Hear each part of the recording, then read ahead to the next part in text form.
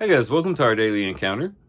Today we read about Solomon dedicating the temple to the Lord and wanting the blessing of God upon it, that those who pray to it would receive their requests, and that the Lord would just treat this temple that he built in a very special way. And so we see it being dedicated, consecrated to the Lord. And as we think about this as New Testament believers, we have to ask ourselves, what is the temple today? Obviously, Solomon's temple is not around anymore, but what is the temple? Well, 1 Corinthians chapter 3 tells us that the church is the temple, and then even more specifically in chapter 6, that our bodies are a temple of God, a temple of the Holy Spirit. And so this is no small matter that our bodies are now a temple, and a temple that used to be Solomon's temple. That is, where Solomon's temple was the dwelling place of God, now our bodies are a dwelling place of God.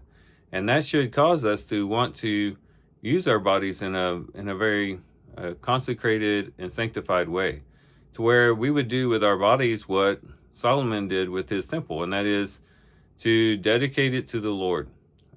As Romans chapter 6 talks about, that we would offer up the members of our bodies as instruments of righteousness.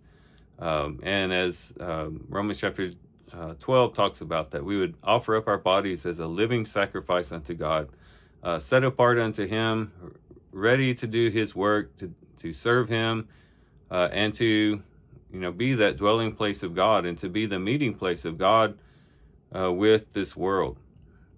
And so let's dedicate ourselves to the Lord today. Let's do what Solomon did for his temple. Let's do this for ourselves and consecrate ourselves unto the Lord, dedicate ourselves to him for his service, so that we can glorify him in this world, and that we can bring people into contact with him as we go out and live in a world that very much needs the presence of God.